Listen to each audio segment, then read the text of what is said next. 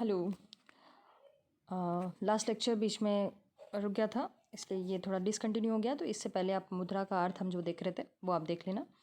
उसी को कंटिन्यू कर रहे हैं हम यहाँ पर। मुद्रा का स्वभाव, प्रकृति एवं विशेषताएं। मुद्रा हमने देखी थी। मुद्रा क्या है? जो विनिमय के माध्यम के रूप में, मूल्य के मापक के रूप में, स्थगित भुगतानों के भुगतान करने के लिए और या संचय के साधन के रूप में विस्तृत रूप से स्वीकार की जा रही है, और जिसे वैधानिकता प्राप्त है वो मुद्रा के रूप में हम उसको स्वीकार कर रहे हैं, या मुद्रा, उसे हम मुद्रा कह सकते हैं। तो यहाँ पर जो उसकी विशेषताएं हैं निकल कर आ रही है। मुद्रा क्या अर्थव्यवस्था का एक सक्रिय साधन है, बहुत ही एक्टिव फैक्टर हम इसको मान सकते हैं। इसके बिना हम अर्थव्यवस्था की या किसी भी इकोनॉमी की आज तो हम बिल्कुल कल्पना नहीं कर सकते। मुद्रा साधन है, नहीं कि साध्य, ये भी बात सही है। मुद्रा सभी आवश्यकताओं की पूर्ति के लिए एकमात्र साधन है। ऐसा नहीं है कि हम इनको साध्य मान लें और सिर्फ पैसा पैसा पैसा आपके पास हो जाए, लेकिन वो एकमात्र आपकी आवश्यकताओं की पूर्ति के लिए, आपके जीवन को और सुखमय बनाने के लिए एक साधन मात्र है, नहीं कि साध्य। ये बात तो ठीक है। मतलब साध्य मतलब आपका लक्ष्य सिर्फ मुद्रा को अर्न करना नहीं है। मुद्रा के माध्यम से जो आप अपनी आवश्यकताओं की पूर्ति कर रहे हैं वो आपका उद्देश्य है। तो मुद्रा तो एक साधन मात्र ही है। तो मुद्रा में सर्वग्राह्यता का गुण अनिवार्य है। ठीक है, ये हमने बात करी। मुद्रा वही बन सकती है जो सभी लोगों के द्वारा स्वीकार की जाए या सभी के द्वारा उसको स्वीकृति मिल पाए, तभी वो पूरी इकोनॉमी में मुद्रा के रूप में काम कर सकती है, अदरवाइज़ नहीं कर पाएगी। कोई भी, यदि कोई भी एक ग्रुप उसको स्वीकार करने से मना करता है तो वहाँ पर मुद्रा अपना कार्य नहीं कर पाएगी। मुद्रा क्या तरल संपत्ति है। हम जितनी भी संपत्तियों की बात करते हैं, मुद्रा के द्वारा आप बहुत सारी संपत्तियां खरीद सकते हो। तो यहाँ एक कंसेप्ट हम पढ़ते हैं तरलता का इकोनॉमिक्स में, कि लिक्विडिटी का। तो मुद्रा जो है, कैश है, मुद्रा अपने सबसे तरल संपत्ति के रूप में मानी जाती है। और मुद्रा के रूप में जो आप खरीद रहे हो, जैसे आप बॉन्ड खरीद सकते हो, ठीक है, आप कुछ बिल खरीद सकते हो, ट्रेजरी बिल खरीद सकते हो, आप कोई प्लॉट खरीद सकते हो, आप कोई दुकान खरीद सकते हो, तो आपने खेत की ज़मीन खरीद ली। तो ये भी क्या है, आपने मुद्रा से क्या किया, उस मुद्रा, ये निकट मुद्रा में आपके उसमें आ सकते हैं। मतलब आपकी मुद्रा की तरलता कम हो गई वहाँ पर। अब आप उसको बेच कर वापस मुद्रा के रूप में उसकी वैल्यू जो है वापस मुद्रा के रूप में प्राप्त कर सकते हो। लेकिन जो सबसे तरल संपत्ति है वो तो मुद्रा है, जिसको हम केन्स ने इसी के आधार पर एक सिद्धांत दिया है, लिक्विडिटी प्रेफरेंस थ्योरी, तरलता पसंद की सिद्धांत, कि लोग मुद्रा की मांग ही इसलिए कर रहे हैं क्योंकि वो उसको तरल रूप में अपने पास रखना चाहते हैं, ताकि वो अपनी नियमित आवश्यकता की पूर्ति कर सकते हैं। ठीक है, इसी तरह अगला जो है मुद्रा उत्पादन और वितरण में सहायक है। ठीक है, जितने भी उत्पादन के जो फंक्शन है और उत्पादन होने के बाद उनका वितरण किस तरह से किया जाए, मुद्रा उसमें बहुत ही सहयोगी है। मुद्रा की उपयोगिता में भिन्नता, ठीक है, मुद्रा का उपयोग किस तरह से किया जा रहा है वो हम देख सकते हैं। उनका उपयोग हर काम में किया जा सकता है। आप स्कूल बनाने में कर सकते हो, हॉस्पिटल बनाने के लिए कर सकते हो, आप टेरर फंडिंग के लिए कर सकते हो। ठीक है, तो मुद्रा का उपयोग अलग अलग स्तर पर अलग अलग है। मुद्रा का सरकार द्वारा नियमन और नियंत्रण बहुत ज़रूरी है। इसके लिए आरबीआई इस संस्था जो बनाई गई है, रिजर्व बैंक ऑफ इंडिया, जो हर देश में केंद्रीय बैंक के रूप में इस तरह मुद्रा के नियमन का कार्य करती है। मौद्रिक नीति बनाकर मुद्रा की पूर्ति और ब्याज दर को नियंत्रित करने का प्रयास किया जाता है, ताकि अर्थव्यवस्था में जो संतुलन बना रहे, आर्थिक स्थिरता बनी रहे। ठीक है, मुद्रा और चलन में अंतर हम यहाँ पर देखेंगे। मुद्रा और चलन में क्या अंतर है, देखो हम दो चीज़ें पढ़ते हैं, करेंसी और मनी। तो चलन का मतलब करेंसी से ही है यहाँ पर। ठीक है, तो दोनों में क्या है, माइनर सा डिफरेंस है। मुद्रा के अंतर्गत हम क्या कर लेते हैं, सिर्फ जो हमारे धात्विक सिक्के हैं, पत्र मुद्रा है, पत्र मुद्रा है, और साख मुद्रा। मतलब साख मुद्रा का मतलब जो बैंकों के द्वारा क्रेडिट क्रिएशन के कारण जो मुद्रा जनरेट की जा रही है, जैसे चेक के माध्यम से भी।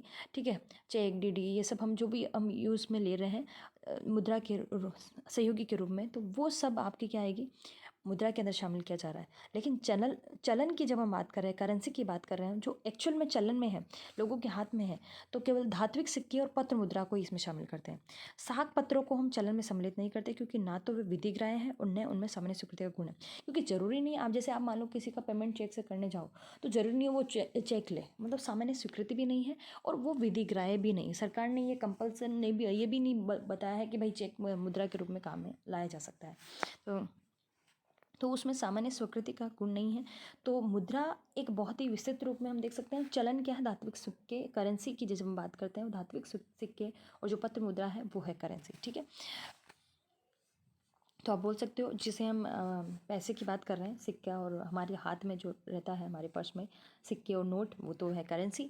और मुद्रा की जब हम बात करें, थोड़ा एक विस्तृत इसका अर्थ हम लेंगे, जिसमें हम बाकी सारी चीज़ें, साख पत्र है, बाकी अदर जो मुद्रा के रूप में कार्य कर रहे हैं, उन सबको भी हम इसमें काउंट करेंगे। अब जैसे एक कंसेप्ट है निकट मुद्रा की अवधारणा। मुद्रा से ही निकट मुद्रा। निकट मुद्रा में क्या है? निकट मुद्रा का अभिप्राय उन वस्तुओं, प्रपत्रों एवं परिसंपत्तियों से है जो वास्तव में मुद्रा तो नहीं है, किंतु जिन्हें आसानी से मुद्रा में बदला जा सकता है, जिसको हम नियर मनी कहते हैं। जैसे अभी मैंने बात करी, आप मुद्रा से क्या कर सकते हो? आप कोई बॉन्ड खरीद सकते हो, ट्रेजरी बिल खरीद सकते हो, आप कोई प्लॉट खरीद सकते हो, दुकान खरीद सकते हो। तो ये जो भी चीज़ें आप एफडी करवा सकते हो, ठीक है, तो इनको आप इजीली मुद्रा में कन्वर्ट कर सकते हो। ऐसी सभी चीज़ें जिनको ईजीली या आसानी से आप मुद्रा में कन्वर्ट कर सकते हो, परिवर्तित कर सकते हो, वो सब निकट मुद्रा के अंतर्गत शामिल हो जाएगी। ट्रेजरी बिल, बॉन्ड, अंश प्रमाण, सावधि खातों में जमा राशि, अल्पकालिक सरकारी प्रतिभूतियाँ, गवर्नमेंट सिक्योरिटीज़ जो है, वो सभी क्या है, निकट मुद्रा के अंतर्गत शामिल की जा सकती है। ठीक है, तो यहाँ पर हमने देखा, जैसे मुद्रा या करेंसी और निकट मुद्रा, यहाँ पर तीन हमने अलग अलग कंसेप्ट यहाँ पर देख लिए। ठीक है, तो हम देख लेते हैं वापस एक बार। मुद्रा तो क्या है? मुद्रा एक विस्तृत रूप में हम देख रहे हैं, जिसमें हमने सिक्के भी शामिल कर लिए, करेंसी भी शामिल कर, मतलब मुद्रा के अंदर करेंसी शामिल है। करेंसी धात्विक सिक्के और पत्र मुद्रा की बात कर रहे हैं हम यहाँ पर। तो मुद्रा में और क्या, साख पत्र, जो आपके क्रेडिट सर्टिफिकेट्स हैं, उनको भी शामिल करते हैं, जो कि विभिन्न व्यापारिक बैंक है, अदर बैंक्स हैं, उनके द्वारा जनरेट की जाती है। तो यहाँ पर आप यहाँ पर देखोगे कि अब यहाँ पर जो मुद्रा की या मनी सप्लाई की हम बात कर रहे हैं, तो सिर्फ क्या इकोनॉमी में एक प्रश्न यहाँ पर ये उठ रहा है कि क्या इकोनॉमी में सिर्फ उतनी ही मुद्रा की मात्रा होगी जितना आरबीआई ने छापा है, या आरबीआई ने उसकी पूर्ति की? मान लो आरबीआई ने 100 करोड़ के पत्र और धात्विक सिक्के इकोनॉमी के अंदर डाले, तो क्या मुद्रा या मुद्रा की पूर्ति क्या 100 करोड़ के बराबर ही होगी? नहीं। अब देखो यहाँ पर एक और बात आती है, हम एक थ्योरी पढ़ेंगे आगे, एच थ्योरी, जो या मुद्रा की पूर्ति की जो थ्योरी है, उसमें इन्होंने यही बताया है कि ये जो है एच थ्योरी के आधार पर, एच थ्योरी एक बेस, एच मतलब हाई पावर्ड मनी जिसको हम बोलते हो, उच्च शक्ति मुद्रा, वह मुद्रा है जिसको आरबीआई पहली बार मतलब मार्केट में ला रहा है। मतलब आरबीआई के द्वारा जो वास्तव में जितनी मुद्रा छापी जा रही है, वो हाई पावर्ड मनी है। अब उस मनी के आधार पर, वो एक आधार है, आरबीआई भी है इसमें, सरकार का भी रोल हो सकता है। तो अब उस मनी के आधार पर जितनी मनी का सर्जन हो रहा है व्यापारिक बैंकों के द्वारा, अब जितने भी बैंक हैं वो क्या करते हैं, वो एक बैंक से दूसरे बैंक में ट्रांजैक्शन उनका चलता रहता है, तो उसमें साख सृजन होता है, क्रेडिट क्रिएशन होता है। ये भी एक टॉपिक है, आगे पढ़ेंगे। क्रेडिट क्रिएशन का मतलब है कि अब इसको थोड़ा सा आप समझिए। जैसे फॉर एग्जांपल, किसी ने एक बैंक में 10,000 रुपये जमा करवाए, ठीक है। अब 10,000 रुपये जमा कराए बैंक ने, इसमें से मान लो 1,000 रुपये अपने पास रखे CRR SLR के रूप में, और 9,000 रुपये किसी दूसरे कस्टमर को दे दिए। अब उस दूसरे कस्टमर ने वापस हो सकता है उसी बैंक में जमा कराए या तीसरे बैंक में जमा कराए, और तो 9,000 में से उससे मान लो 2-3 हज़ार रुपये खर्च कर लियो, 5,000 कहीं और जमा करा दियो, ठीक है, ये भी हो सकता है। 5,000 वापस जमा करा दी, उसमें से उस बैंक ने अपने पास कुछ रखा और किसी दूसरे को उधार दे दिया। तो ये 10,000 रुपये, सिर्फ 10,000 रुपये के बराबर ही मनी नहीं आ रही है इकोनॉमी में। अब देखो यहाँ पर ये 10,000 का यहाँ भी एक बार ट्रांजेक्शन हो गया, फिर 9,000 का और ट्रांजेक्शन हो गया, 5,000 का और ट्रांजेक्शन हो गया। तो सिर्फ जो 10,000 रुपये आरबीआई के द्वारा या सरकार के द्वारा इकोनॉमी में डाले गए हैं, तो सिर्फ मुद्रा सिर्फ ये 10,000 नहीं होगी, ये कहीं बार, कितनी बार ट्रांजेक्शन में, विनिमय के माध्यम के रूप में कितने लोगों के द्वारा प्रयोग में लाई जा रही है, उन सबको हम यदि कैलकुलेट करेंगे तो वो हमारी मुद्रा की पूर्ति बनती है। ये हम निकालते साख सृजन की प्रक्रिया के माध्यम से। यहाँ पर एक मनी मल्टीप्लायर का कंसेप्ट आता है कि जैसे यहाँ पर 100 रुपये छापे गए हैं। अब 100 रुपये को लोगों ने, मतलब वो इतनी बार यूज़ हुए हैं, उनका यूज़ मान लो 10 बार हो रहा है, तो 100 रुपये इंटू 10, 100 इंटू 10 करो तो लगभग इसकी वैल्यू कितनी हो गई, 1,000। मतलब 100 रुपये का जो नोट है वो 10 बार ट्रांजेक्शन में यूज़ में आया।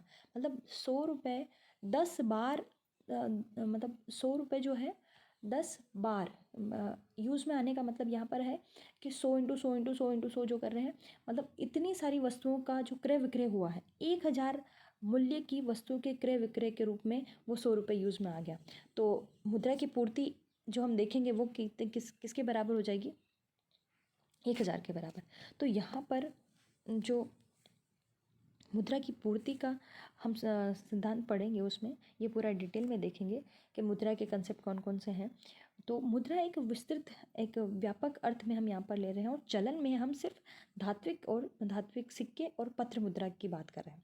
तो ठीक है, आई होप ये आपको समझ में आया होगा कि ऐसा नहीं है कि जितने नोट आरबीआई के द्वारा छापे गए हैं, जितने सिक्के भारत सरकार के द्वारा इकोनॉमी के अंदर लाए गए हैं, तो सिर्फ मुद्रा उतनी ही होगी।